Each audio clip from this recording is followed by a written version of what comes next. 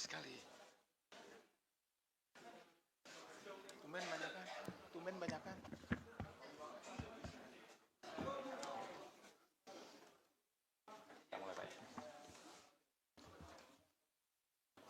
Bismillahirrahmanirrahim. Ya ke depan. Kosong.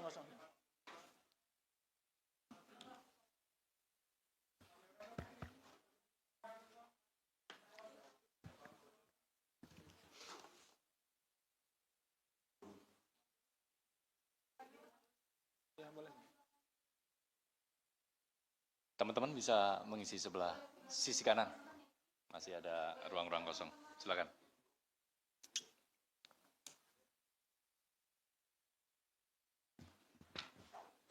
Sudah oke semuanya? Ya. Bismillahirrahmanirrahim. Assalamualaikum warahmatullahi wabarakatuh. Waalaikumsalam warahmatullahi wabarakatuh. Selamat sore, salam sejahtera bagi kita semua. Om Swastiastu, Namo Buddhaya, salam kebajikan. Yang terhormat Ketua Komisi Pemberantasan Korupsi Bapak Setio Budianto. Yang terhormat PLT Deputi Penindakan dan Eksekusi Bapak Asep Guntur Rahayu. Dan yang kami hormati, sayangi, dan selalu banggakan teman-teman media yang terus mendukung kinerja pemberantasan korupsi KPK melalui karya-karya jurnalistiknya.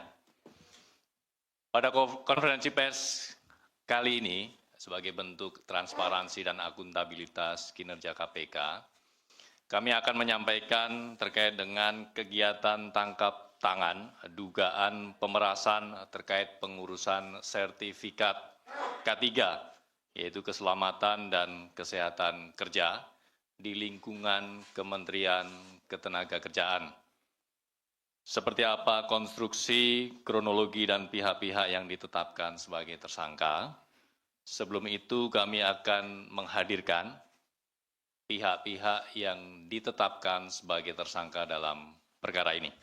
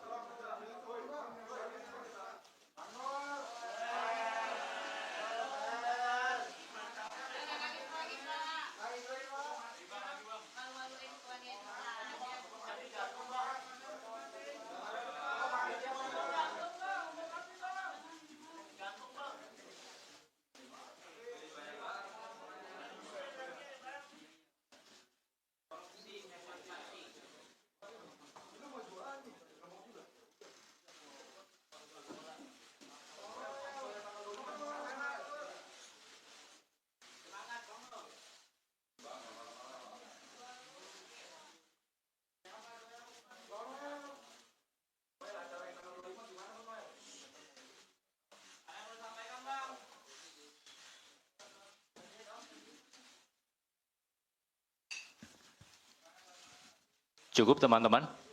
Cukup.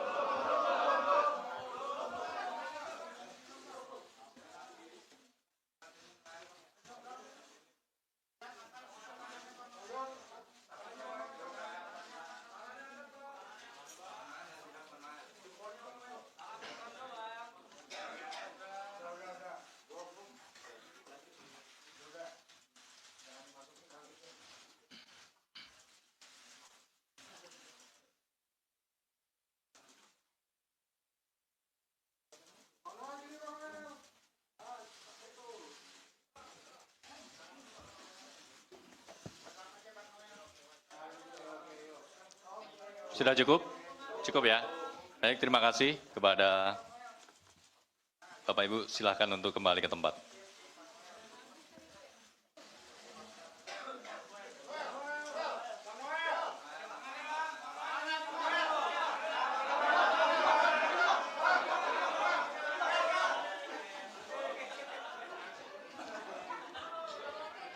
Baik, terima kasih teman-teman media. Kita akan kembali terkait dengan penjelasan lengkap mengenai kegiatan tangkap tangan dugaan pemerasan terkait pengurusan sertifikat keselamatan dan kesehatan kerja di lingkungan Kementerian Ketenagakerjaan. Kepada Pak Ketua, kami persilakan. Terima kasih. Assalamualaikum warahmatullahi wabarakatuh. Selamat sore, salam sejahtera untuk kita semuanya, salam sehat. Saya langsung saja untuk efisiensi waktu. Jadi, sebagaimana tadi disampaikan bahwa ada kegiatan tangkap tangan di Kementerian Ketenagakerjaan. Ini berawal dari kami menganggap bahwa, dan saya yakin semua juga masyarakat menganggap bahwa tenaga kerja itu merupakan tulang punggung perekonomian negara. Sehingga kualitas dan ketangguhan sistem tata kelolanya menjadi salah satu kunci dalam upaya peningkatan ekonomi nasional. Saat ini Indonesia sedang berada pada periode produktif dengan bonus demografi yang menunjukkan tingginya jumlah sumber daya manusia yang berada pada usia kerja. Ini relevan dengan data dari BPS, Badan Pusat Statistik, yang menunjukkan rata-rata jumlah pekerja atau buruh dalam 5 tahun terakhir, jumlahnya ada 137,39 juta orang per tahun. Adapun untuk tahun 2025, jumlahnya 145,77 juta orang atau 54% dari total penduduk Indonesia.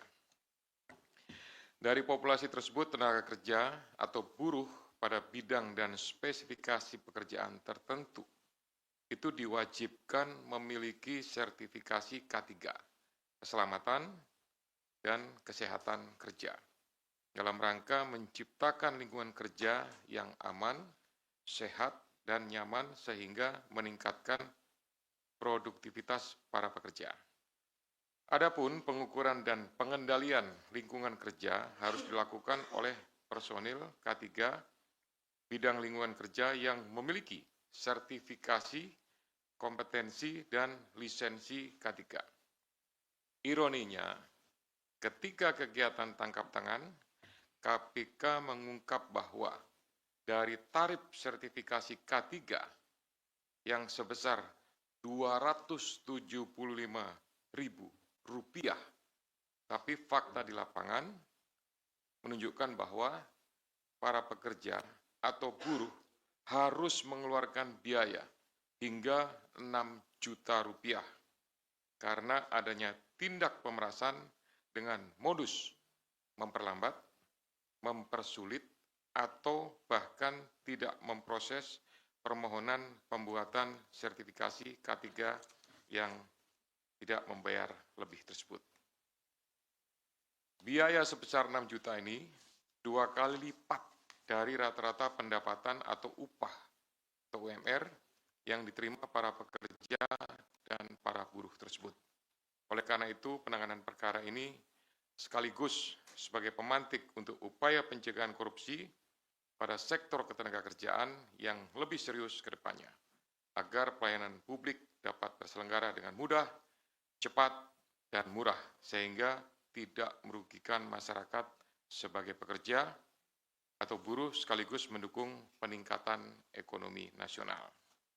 Saya lanjutkan dengan penjelasan tentang kegiatan tindakan penyelidikan atau tangkap tangan yang sudah dilakukan oleh Kedeputian Penindakan. Yang pertama bahwa kegiatan tangkap tangan ini bermula dari laporan pengaduan masyarakat yang diterima KPK. Hal ini sekaligus sebagai bentuk kontribusi konkret dan dukungan publik dalam pemberantasan korupsi. Dari informasi yang dihimpun tersebut, pada hari Rabu dan Kamis, tanggal 20 dan 21 Agustus, tim KPK kemudian bergerak secara paralel di beberapa lokasi di wilayah Jakarta dan mengamankan sejumlah 14 orang, yaitu Saudara IBM, selaku Koordinator Bidang Kelembagaan dan Personil ketiga tahun 2022 sampai dengan 2025. Kemudian GAH atau GAH, Koordinator Bidang Pengujian dan Evaluasi Kompetensi Keselamatan Kerja tahun 2022 sampai dengan saat ini. SB, Subkoordinator Keselamatan Kerja, Direktorat Bina K3 tahun 2020 sampai dengan 2025. AK, Subkoordinator Kemitraan dan Personil Kesehatan Kerja tahun 2020 sampai dengan sekarang. IEG, Wakil Menteri Ketenagakerjaan tahun 2024 sampai dengan 2029. FRZ, selaku Dirjen Binwasnaker dan K3 pada atau sejak Maret 2025 sampai dengan sekarang. HS, Direktur Bina Kelembagaan tahun 2021 sampai dengan Februari 2025. SKP, Subkoordinator, kemudian SUP, Koordinator juga, kemudian ada TEM, ini adalah pihak PT, perusahaan jasa PT Chem Indonesia, kemudian MM dari perusahaan jasa juga PT Chem Indonesia, dan Direktur Bina Kelembagaan tahun 2021. Yang lainnya karena tidak terkait maka tidak dilakukan pemeriksaan. Selain itu, tim juga mengamankan barang bukti yang diduga terkait ataupun yang merupakan hasil dari tindak pidana ini, yaitu 15 unit kendaraan bermotor roda 4 dengan rincian 12 unit dari IBM, 1 unit dari SB, 1 unit kendaraan roda 4 dari SB, yang 12 unit tadi juga roda 4, kemudian 1 unit roda 4 dari HS, 1 unit roda 4 dari GAH. Kemudian 7 unit kendaraan bermotor roda 2. 6 unit kendaraan roda 2 diamankan dari IBM dan 1 unit kendaraan roda 2 diamankan dari IEG. Kemudian ada juga uang tunai lebih kurang sekitar 170 juta dan ada 2.201 US dollar dan beberapa pecahan lainnya. Barang bukti tersebut dari pihak-pihak yang diamankan dalam kegiatan tangkap tangan ini jumlahnya cukup banyak dan mempunyai nilai yang cukup tinggi. Hal ini relevan bahwa praktik dugaan pemerasan ini sudah terjadi sejak beberapa periode waktu sebelumnya, diperkirakan dari tahun 2019 sampai dengan saat ini. Adapun konstruksi perkaranya, atas penerimaan uang dari selisih antara yang dibayarkan oleh para pihak yang mengurus penerbitan sertifikat K3 kepada perusahaan jasa K3 atau PJ K3 dengan biaya yang seharusnya sesuai dengan tarif PNBP, kemudian uang tersebut mengalir ke beberapa pihak, yaitu sejumlah 81 miliar. Dengan rincian, nanti akan didetailkan, pada tahun 2019 sampai dengan 2024, IBM diduga menerima aliran uang sejumlah 69 miliar melalui perantara. Uang tersebut selanjutnya digunakan untuk belanja, hiburan, DP rumah, setoran tunai kepada GAH, HS, dan beberapa pihak lainnya, serta digunakan untuk pembelian sejumlah aset seperti beberapa unit kendaraan roda 4 hingga penyertaan modal pada 3 perusahaan yang terafiliasi PJ K3. Kemudian GAH diduga menerima aliran uang sejumlah 3 miliar dalam kurun waktu 2020 sampai dengan 2025 yang berasal dari sejumlah transaksi, diantaranya setoran tunai mencapai 2,73 miliar, transfer dari IBM sebesar 317 juta, dan 2 perusahaan di bidang PJK3 dengan total 31,6 juta. Uang tersebut digunakan GAH untuk keperluan pribadi, dibelikan aset dalam bentuk pembelian 1 unit kendaraan roda 4, sekitar 500 juta, dan transfer kepada pihak lainnya senilai 2,53 miliar. Kemudian SB diduga menerima aliran dana sejumlah 3,5 miliar pada kurun waktu 2020 sampai dengan 2025 yang diterimanya dari sekitar 80 perusahaan di bidang PJK3. Uang tersebut digunakan untuk keperluan pribadi, diantaranya transfer ke pihak lain, belanja, hingga melakukan penarikan tunai sebesar 291 juta. Kemudian AK diduga menerima aliran dana sejumlah 5,5 miliar pada kurun waktu 2021 sampai dengan 2024 dari pihak perantara. Kemudian sejumlah uang tersebut mengalir kepada pihak penyelenggara negara, yaitu IEG, sebesar 3 miliar pada bulan Desember 2024. Kemudian FAH dan HR sebesar 50 juta per minggu. HS lebih dari 1,5 miliar selama kurun waktu 2021 sampai dengan 2024, serta CFH berupa 1 unit kendaraan roda 4. Sehingga dalam perkara ini, pihak-pihak yang diduga menerima aliran uang dari PJK 3 adalah IBM, kemudian KAH, SB, AK, IEG, FRZ, CFH, HS. KPK selanjutnya melakukan pemeriksaan secara intensif dan telah menemukan sekurang-kurangnya 2 alat bukti yang cukup. KPK kemudian menaikkan perkara ini ke tahap penyidikan dengan menetapkan 11 orang sebagai tersangka, yakni IBM, kemudian KAH, SB, AK, IEG, FRZ, HS, SKP, SUP, TEM, dan MM. KPK selanjutnya melakukan penahanan terhadap para tersangka untuk 20 hari pertama terhitung tanggal 22 Agustus sampai dengan 10 September 2025 di Rumah Tahanan Cabang KPK Gedung Merah Putih.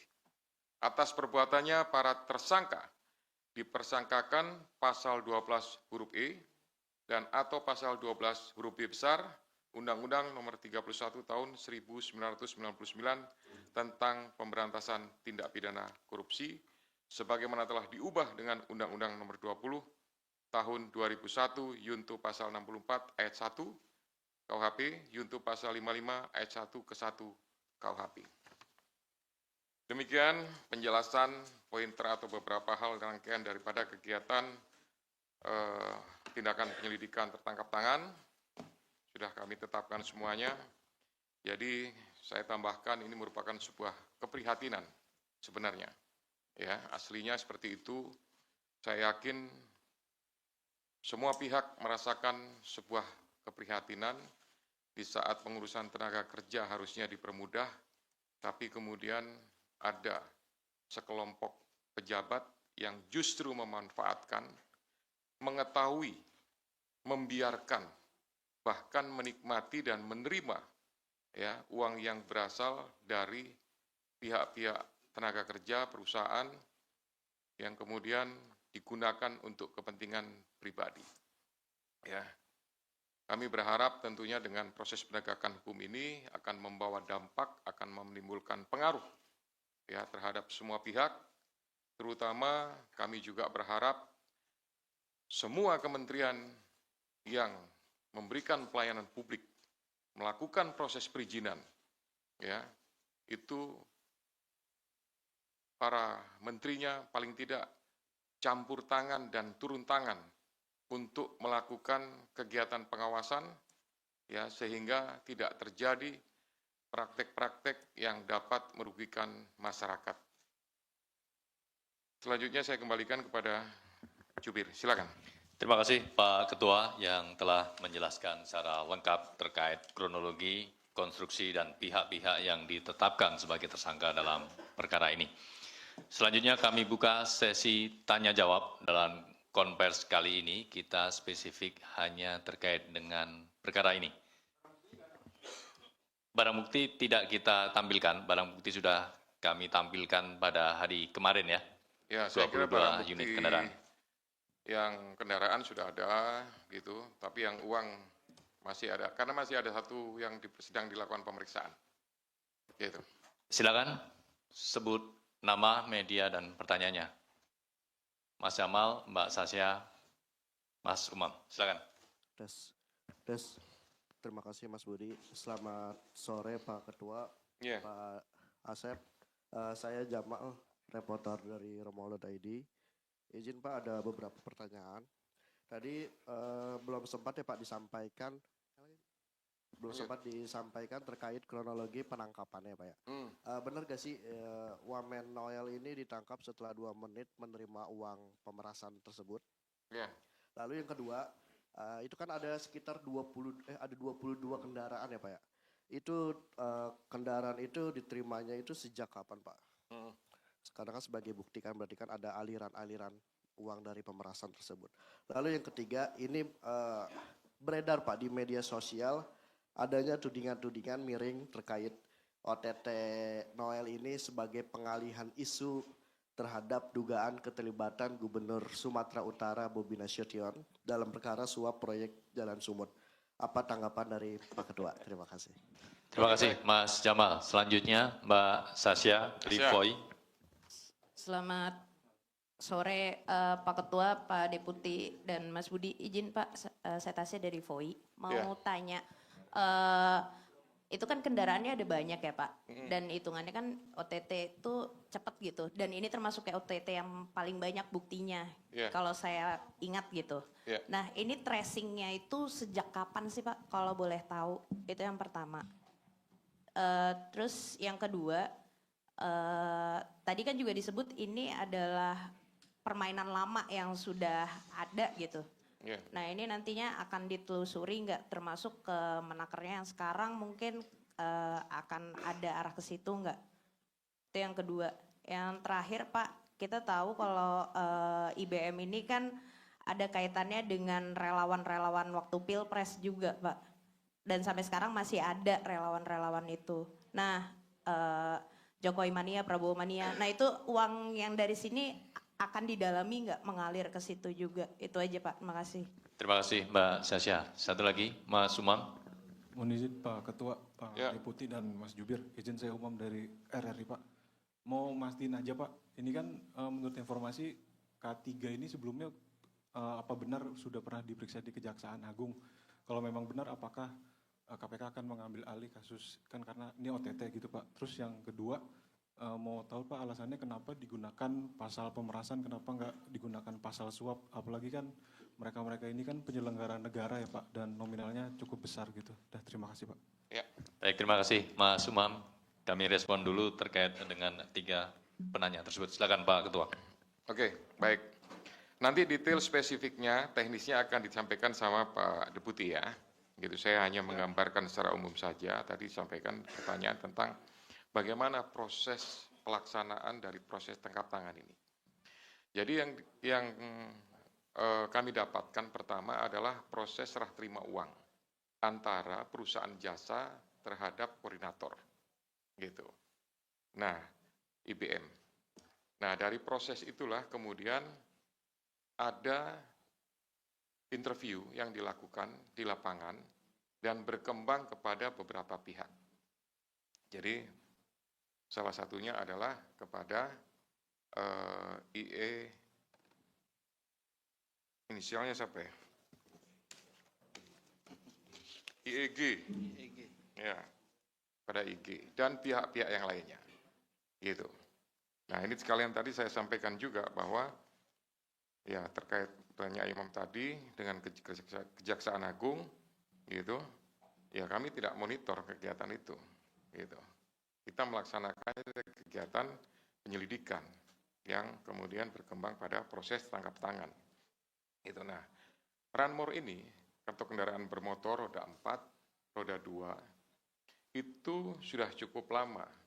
Ya, jadi ada beberapa proses yang dari 2019, 2020 dan lain-lain gitu.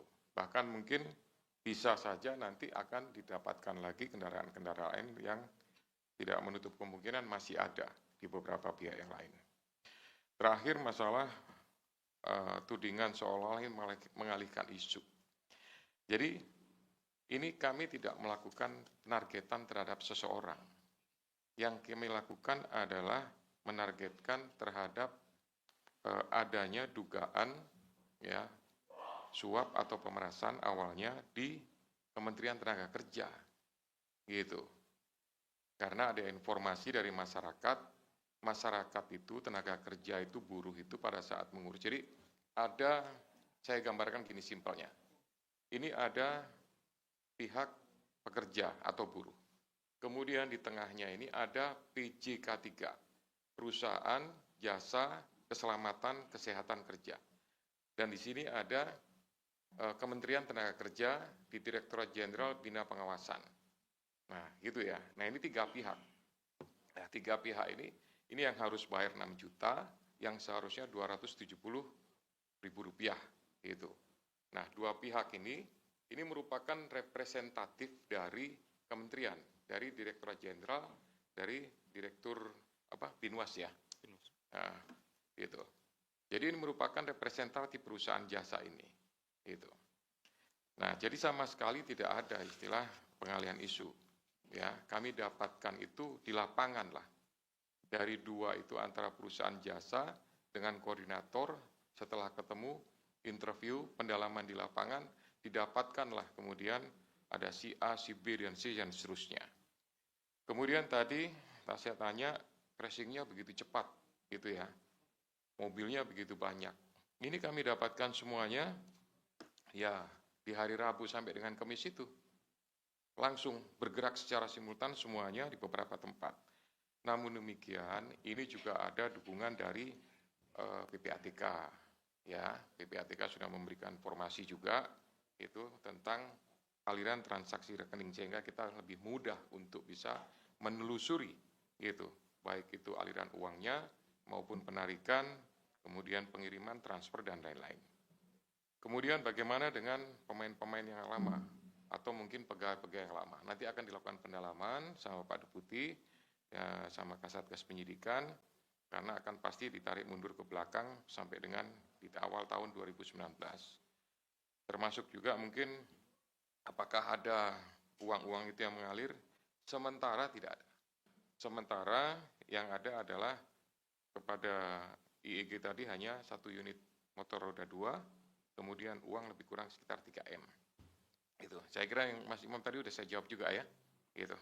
Baik, Pak Deputi silakan tambahannya. Terima kasih pimpinan. Baik, kami tambahkan, ini mungkin sekaligus kita kronologisnya saja biar rekan-rekan terjawab semuanya. Jadi seperti tadi disampaikan oleh Bapak Ketua bahwa perkara ini laporan daripada masyarakat. Ya. Di samping itu kita juga kan sebelumnya menangani perkara RPTKA, mungkin rekan-rekan ingat ya, itu di Kementerian Tenaga Kerja juga, tapi itu untuk pungutan ke tenaga kerja asing. Nah, pada saat kita melaksanakan penanganan RPTKA ini, nah diperolehlah informasi dari rekan-rekan yang ada di sana, gitu ya, informasi kepada kami terkait juga ada pungutan-pungutan atau pemerasan dalam penerbitan sertifikasi K3 ini. Nah, dari sana ini kan di akhir 2024. Dari sana mulai kita dalami, kita juga bekerja sama tadi seperti disampaikan oleh Pak Ketua dengan PPATK dan lain-lain. Kita lihat memang prosesnya itu terjadi terus-menerus seperti itu. Kami pelajari alirannya dan lain-lainnya. Kemudian pada 2 hari yang lalu ini, hari Rabu dan hari Kamis, disitulah kami melakukan eksekusinya. Dari eksekusi tadi sudah disampaikan oleh Pak Ketua bahwa ketika ada penyerahan uang, lalu kita lakukan penangkapan terhadap orang-orang tersebut dan dilakukan interview. Dari interview itulah diperoleh kemana saja uangnya itu diberikan. Makanya tadi sampai kepada saudara IEG dan lain-lain, ada uang 3 miliar, kemudian ada motor, dari interview di sana. Di samping kita juga sudah memiliki data dari PPATK. Di rekening-rekening, ada rekening nomini, rekeningnya yang lain gitu ya, seperti itu. Nah, kemudian kita lihat juga bahwa aliran uangnya ada yang dibelikan kepada benda bergerak maupun tidak bergerak. Yang bergerak tentu bisa kita bawa sekaligus ya, mobil dan kendaraan roda 2 maupun roda 4. Yang tidak bergeraknya sudah kita catat juga, ada rumah, tanah, dan lain-lain. Jadi kenapa bisa cepat, tidak ada rentang waktu dari sekitar akhir 2024 sampai dengan kita melakukan eksekusi karena ada penyerahan. Memang penyerahannya ada yang tidak kita ketahui gitu ya, ada yang pas kita ketahui. Jadi yang Rabu ini pas kita ketahui, langsung kita eksekusi. Seperti itu kira-kira. Kemudian mungkin tadi yang belum di ini, dari Mas Umam, itu kenapa menggunakan pasal pemerasan gitu ya, Mas Umam, tidak menggunakan pasal suap. Tadi di awal sudah disampaikan oleh Bapak Ketua bahwa ada tindak pemerasan ini dengan modus memperlambat, mempersulit atau bahkan memproses, tidak memproses ya. Nah, itu perbedaannya. Jadi saat teman-teman buruh ini akan mendaftar ya untuk sertifikasi K3, itu sebetulnya syarat-syaratnya sudah lengkap nih. Syarat-syarat sudah lengkap. Jadi seharusnya itu diproses bisa gitu ya, langsung gitu ya. Tapi kemudian ini untuk melakukan pemerasannya tersebut digunakanlah tadi cara-cara memperlambatlah prosesnya. Padahal ini kan dibutuhkan cepat gitu kan, kemudian mempersulit, tambah ini, tambah itu, waktunya gitu dan lain-lain. Bahkan kalau tidak memberikan sejumlah uang, tidak diproses gitu, tidak keluar-keluar ini, seperti itu. Bedanya kalau suap, nah kalau suap si kelengkapannya itu si buruhnya itu tidak lengkap. Misalkan ada persyaratan yang tidak lengkap, kemudian yang si pemohon ini nego, gimana caranya ini Pak supaya ketidaklengkapan saya ini diabaikan, lalu dia menawarkan sejumlah uang.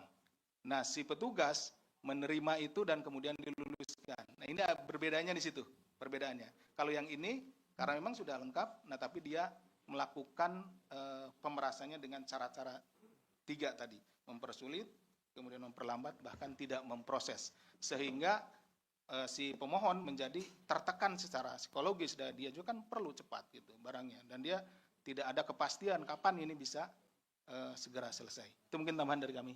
Terima kasih. Ya, saya tambahkan sedikit ya. Jadi penempatan PJK 3 itu, gitu. Sebenarnya di awal itu dikelola oleh balai besarnya Kementerian Tenaga Kerja. Tapi kemudian ada penerbitan SK atau aturan yang memperbolehkan PJK 3 untuk beroperasional sebagai, ya gampangnya itu biro jasa gitu sebenarnya itu, mereka ini, biro jasa. Makanya posisinya saya gambarkan tadi, dia ada di tengah, dia merupakan representatif dari Kementerian Tenaga Kerja untuk menerima permohonan pengurusan K3 dari PT-PT, dari perusahaan-perusahaan yang di situ ada tenaga kerja, ya, ada buruh, ada pekerja dan lain-lain.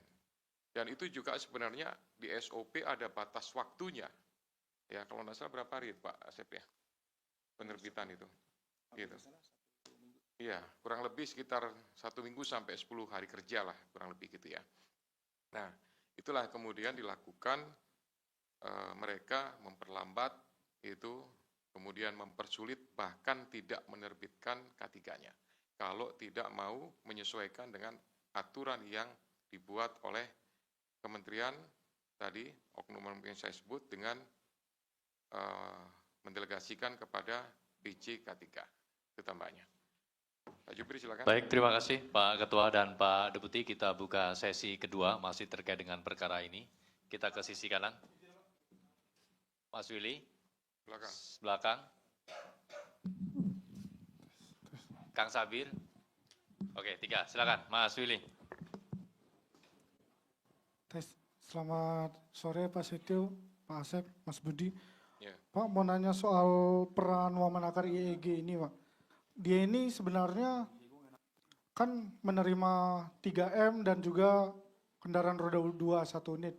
Nah kalau boleh tahu peran dia di dalam kasus ini, apakah dia cuma menerima saja atau dia ada menggunakan jabatannya untuk melindungi pihak-pihak tertentu.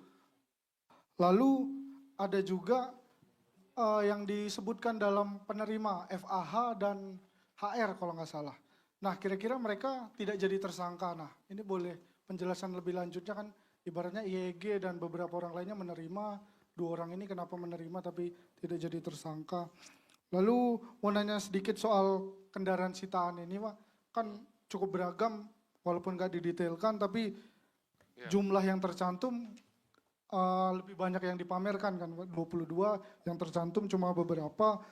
Kalau untuk mobil-mobil mewahnya seperti GTR dan lain-lainnya, itu kira-kira afiliasinya ke siapa ya, Pak, waktu penyitaan? Terima kasih, mungkin itu aja Pak Setio. Baik, terima kasih Mas Willy. Ya, Mas, terima kasih. Saya Zulfakar dari Berita 1 TV. Mungkin boleh diperkerinci pemerasannya ini dari perusahaan mana atau misalnya seperti pihak swasta atau bahkan juga PJK3 ini kan juga bisa dari perusahaan asing atau seperti apa, boleh diperinci. Lalu ini kan OTT pertama di kementerian begitu ya Pak, koordinasi dengan pihak istana sendiri ataukah bagaimana, adakah kesulitan di situ? Dan selain penetapan tersangka tadi, apakah KPK akan masih mendalami kemungkinan tersangka-tersangka lain, Pak? Terima kasih. Terima kasih Mas Zulfikar. Mas Sabir. Assalamualaikum warahmatullahi wabarakatuh. Pak Ketua, Pak Asep. Ini saya mau lanjut nanya soal pasal 12 huruf E dan ini kan disangkakan pasal gratifikasi begitu ya. Seingat saya Pak, selama 15 tahun begitu, KPK jarang sekali menerapkan pasal 12 huruf E, pemerasan dalam jabatan terkait dengan OTT. Tadi kan memang sudah dijelaskan. Kemudian ada pasal 12B besar. Nah, ketika dua pasal ini disatukan, apakah norma deliknya itu, karena ini kan gratifikasi, tidak ada sama sekali meeting of mind antara kedua belah pihak untuk memenuhi unsur suap, kemudian pasal 12 huruf E ini dan 12B besar dipergunakan. Berikutnya, dalam konteks OTT, tentu ada surveillance dan tapping. Nah, pertanyaan saya, apakah dari bukti barang bukti elektronik, typing dan sebagainya itu kemudian unsurnya itu hanya pasal 12 E dan B, jadi tidak ada unsur menggerakkan dalam jabatannya, dalam artian kesepakatan antara kedua belah pihak, kemudian ini ditetapkan. Yang ketiga, berbicara dengan pasal 12B besar, itu kan sebenarnya ada ikutannya. Bukan hanya penerimaan saat itu, tapi ada penerimaan sebelumnya. Nah, artinya ketika ada penerimaan sebelumnya, itu ada perubahan bentuk, pengalihan, transfer, membelanjakan, dan sebagainya. Konstruksinya adalah pasal 3 atau pasal 4 TPPU. Nah, saya menanyakan apakah juga mereka ini yang sudah ditetapkan berpotensi untuk itu. Yang terakhir soal tersangka GAH. Ini kan yang bersangkutan koordinator ya. GAH itu koordinator bidang pengujian dan evaluasi kompetensi. Nah, tadi tidak dijelaskan secara spesifik apa peran yang bersangkutan gitu. Apakah juga dia ikut turut serta melakukan pemaksaan atau mengintimidasi dan lain sebagainya. Kemudian ketika ada intimidasi, maka perusahaan mana? Terakhir dari saya, kemarin konferensi pers Mensesnek itu menyebutkan bahwa Presiden menerima laporan terkait OTT ini. Nah, pertanyaan saya sederhana Pak, apakah pimpinan KPK benar melaporkan terkait OTT ini dan penetapan tersangka, karena ini wamen ya, maksudnya anggota kabinet pertama di era Prabowo, itu ke Presiden Prabowo. Karena ada pernyataan dari Mensesnek bahwa Presiden menerima laporan. OTT kan KPK yang lakukan Pak, jadi tidak mungkin bukan dari KPK yang melaporkan kan. Nah, level institusional, maka hubungannya antara pimpinan lembaga dengan pimpinan negara gitu. Apakah pimpinan KPK melaporkan itu? Kemudian mengapa melaporkan dan apa isi penyampaian laporan itu? Terima kasih. Baik, terima kasih Kang Sabir. Kami respon 3 pertanyaan terlebih dulu.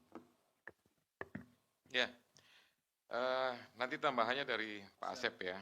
Gitu. Jadi tadi sebenarnya di awal sudah saya sampaikan dari peran IIG itu adalah dia tahu dan membiarkan, bahkan kemudian meminta, gitu. Jadi artinya itu proses yang dilakukan oleh para tersangka ini bisa dikatakan sepengetahuan itu oleh IIG.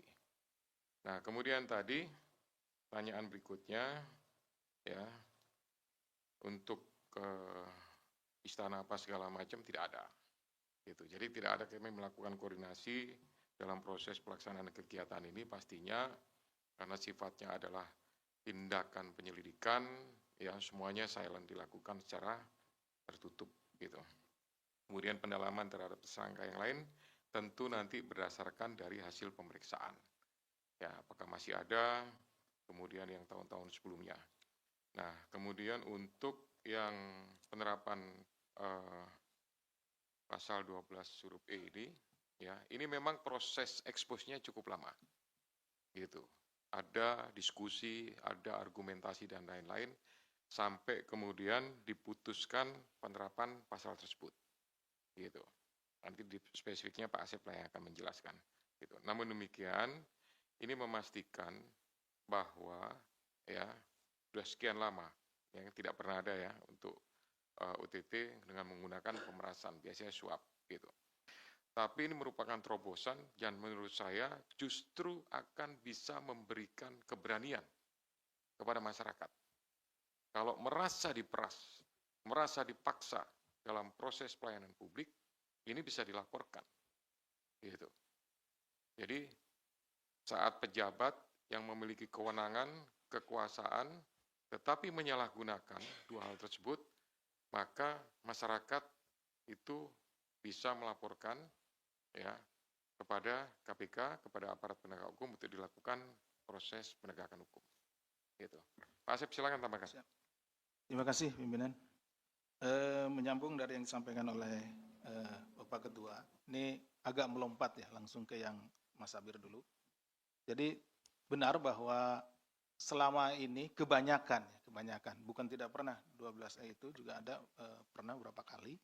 Nah, kalau kita melaksanakan penyelidikan yang kemudian setelah menemukan bukti-bukti dilakukan tangkap tangan, itu orang selalu berpikir bahwa ini penyuapan, menggunakan pasal-pasal suap, di mana penyuapan itu antara pemberi maupun penerima itu sama-sama kita proses, gitu yang itu.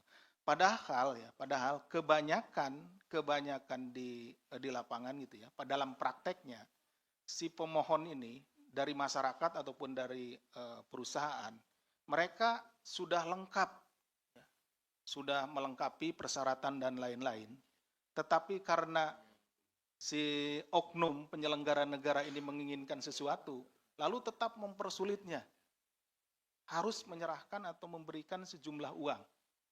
Nah, ini akan menjadi kemudian salah ketika kita menerapkan pasal suap, karena mereka sesungguhnya sudah melengkapi dokumen-dokumen, persyaratan dan lain-lain, dan akhirnya kalau kita kenakan suap, gitu ya, itu dua-duanya kan harus diproses, dan ini akan memberikan efek negatif terhadap penegakan hukum tindak pidana korupsi. Pertama, salah penerapan pasal. Yang kedua, menjadi keengganan bagi para pihak. Yang sebenarnya mereka kan diperas nih. Saya takut lapor. Kenapa? Karena nanti kan diterapkan pasal suap. Saya jadi tersangka juga gitu kan. Nah, seperti itu. Padahal kalau dengan pasal pemerasan, yang menjadi tersangka adalah pihak yang melakukan pemerasan. Gitu. Ini seperti tadi disampaikan oleh Pak Ketua, mudah-mudahan ini menjadi trigger supaya masyarakat dalam pengurusan ya apapun itu yang merasa sudah melengkapi persyaratan, gitu ya, persyaratan sudah lengkap dan lain-lain, lalu masih diminta sejumlah uang oleh oknum, segera laporkan. Itu adalah pemerasan. Yang melaporkan tidak akan kena. Seperti itu. Nah, jadi jangan takut nanti, wah nanti kalau saya lapor malah kena penyuapan. Gitu. Akhirnya saya juga ikut jadi tersangka. Nah, itu seperti itu. Nah, ya, Mas Abir. Kemudian tadi sudah dijawab sendiri oleh Mas Abir terkait penggunaan pasal 12B besarnya. Ada penerimaan-penerimaan lain nanti yang tidak bisa para tersangka ini jelaskan dari pendapatan-pendapatan yang sah gitu ya. Sehingga itu bisa masuk ke penerapan pasal itu. TPPU.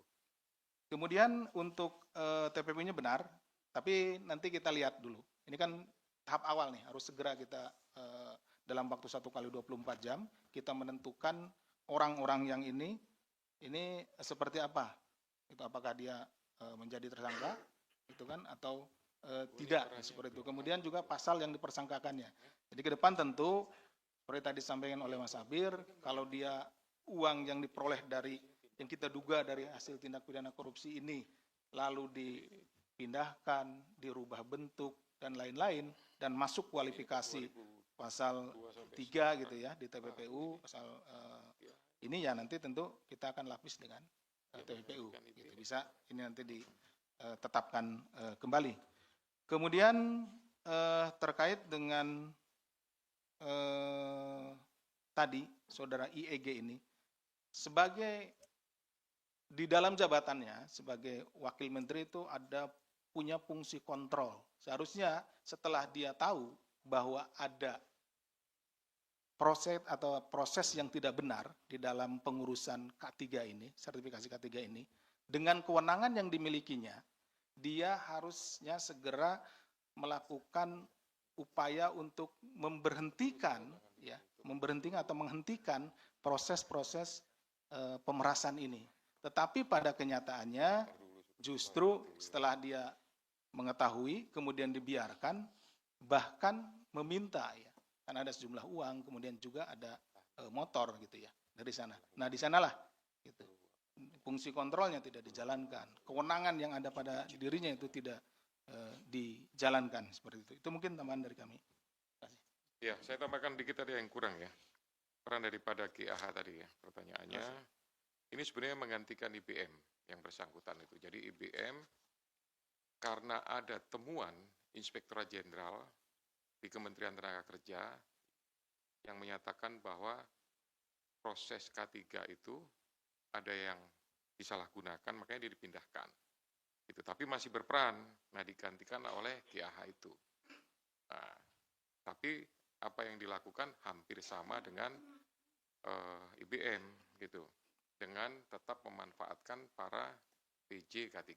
Itu tambahannya.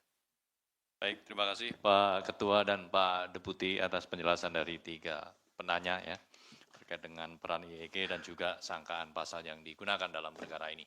Kami buka sesi ketiga, mungkin ini sesi terakhir kali ya. Oke, terakhir. Mas Jonathan 1. Tadi Mas, ada lagi? Oke, 1 saja ya. Silakan Mas Jonathan.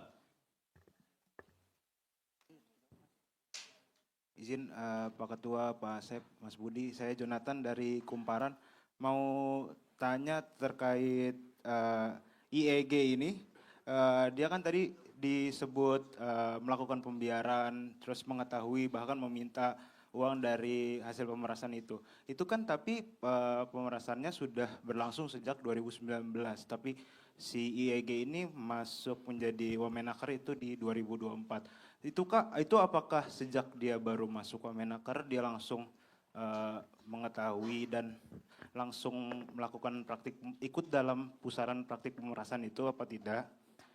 Yang kedua terkait dengan satu motor tadi ada yang disita dari IEG, itu motor yang mana ya Pak? Itu tadi belum dijelaskan. Kemudian yang ketiga, apakah KPK juga akan menelusuri pengetahuan dari Menakernya sendiri terkait dugaan pemerasan ini? Atau akan dilakukan pemanggilan? Iya, kemudian juga yang terakhir terkait pemerasan ini kan sudah dari 2019, apakah menteri di era sebelumnya akan didalami juga keterlibatannya dalam praktik pemerasan ini? Itu aja Pak, terima kasih. Baik, terima kasih Mas Jonathan. Pertanyaan terakhir berarti ini ya? Oke, silakan. Nah, ini pertanyaan penutup ini biasanya Pak, kalau Mas Rizky ini. Silakan Mas Rizky. Terima kasih Mas Budi, izin Pak Setio dan Pak Asep. Saya ingin bertanya tadi terkait pertanyaan tadi ya, sejauh mana sih aliran dana pemerasan dari K3 ini? Kan apa sama praktiknya kayak ada dari setoran dari pihak bawah ke Dirjen dan nanti Dirjen kepada staf sus dan staf sus kepada menteri. Apakah ada aliran dana seperti itu? Kemungkinan pada menteri saat ini Yasiri dan juga menteri sebelumnya itu Ida Fauzia. Itu yang pertama. Dan yang kedua, saya mendapat kabar salah satu perusahaan yang diperas itu adalah perusahaan dari Haji Rashid. Apakah itu benar? Pengen itu aja saya kembalikan. Baik, terima kasih Mas Rizky. Ya, jadi tadi Mas Jonathan terkait dengan peran IEG, barbuk yang diamankan, kemudian pendalaman ke pihak lain. Demikian juga Mas Rizky ya, terkait dengan aliran dana dan juga perusahaan K3. Silakan Pak Asep. Baik, terima kasih Mas Jubir. Dari Mas Jonathan dan Mas Rizky. Terkait dengan peran IEG, ini kan masuknya di 2024 ya Mas Jonathan. Nah, ini apa namanya dalam pandangan awam aja, kalau masuk langsung berhenti, berarti kan dia melaksanakan tugasnya. Nah, ini udah 2029, ketika masuk sampai dengan 2025 ini masih berjalan. Praktek pemerasan ini masih berjalan. Bahkan kami pada saat melakukan tangkap tangan itu, nah ini kan sedang berjalan. Artinya bahwa ya IEG itu seperti yang tadi dijelaskan oleh Pak Ketua, mengetahui, membiarkan, bahkan menerima, meminta dan menerima gitu ya sesuatu. Ya 3 miliar dan juga motornya Ducati ya. Ya nanti mungkin bisa dilihat. Kemudian terkait dengan pengetahuan para pejabat lainnya nih. Ini menjawab dengan Mas Rizky juga. Tentunya kita sedang dalami. Nah, termasuk juga tadi kata Mas Rizky, ini aliran dananya ke staf dan lainnya itu sedang kita dalami. Seperti apa gitu ya. Ini kan baru 1 hari ini nih. Kita baru melakukan konfirmasi kepada orang-orang yang kita amankan di malam Kamis kemarin. Kemudian kita tentu akan kembangkan. Itu. Kemudian telusuri yang ke menteri sudah kayaknya ya, yang lainnya. Itu mungkin yang bisa kami sampaikan. Tambahan sedikit tadi ya, masalah yang motor. Motor yang mana gitu ya? Saya lupa platnya berapa, kalau nggak salah Bravo ya B 2445 warna biru Ducati. Siap, Ducati. Itu. Nah, tapi itu sebenarnya plat itu adalah plat yang jadi papernya belum ada. Itu. Dibeli secara off the road, kemudian kalau nggak salah bulan April sudah dibeli, tapi sampai dengan sekarang belum dilakukan proses pengurusan untuk BPKP maupun STNK. Ya, ini setidaknya juga mengindikasikan supaya tidak diketahui dulu, kemudian dipasang plat yang kosong gitu ya, nggak tahu dapatnya dari mana, nanti akan didalami, tapi proses untuk pengurusan di Samsat atau di Spenda belum dilakukan. Ya, platnya. Gitu, tapi yang warna biru. Ya, Ducati warna biru. Terminologi lain kalau ya. Ya, jadi terhadap beberapa aset yang sudah dilakukan penyitaan, pastinya nanti akan dilakukan aset recovery terhadap semua. Karena ini masih banyak melakukan pendalaman ya, dengan waktu yang 1 kali 24 jam itu kan terbatas. Gitu. Jadi tidak menutup kemungkinan nanti masih ada beberapa barang bergerak maupun tidak bergerak. Dan pastinya nanti juga prosesnya akan dilakukan terhadap barang bukti tersebut akan dilakukan proses lelang untuk memudahkan tahap selanjutnya. Gitu. Cukup ya? Baik, terima kasih Pak Ketua, Pak Deputi, dan teman-teman media sekalian. Demikian konferensi pers terkait dengan kegiatan tangkap tangan atas dugaan pemerasan terkait pengurusan sertifikat K3 atau keselamatan dan kesehatan kerja di Kementerian Ketenagakerjaan, di mana dalam perkara ini KPK kemudian menetapkan 11 orang sebagai tersangka. Demikian kami tutup untuk sesi konferensi kali ini. Terima kasih. Wassalamualaikum warahmatullahi wabarakatuh. Waalaikumsalam warahmatullahi wabarakatuh. Selamat sore dan salam sehat selalu.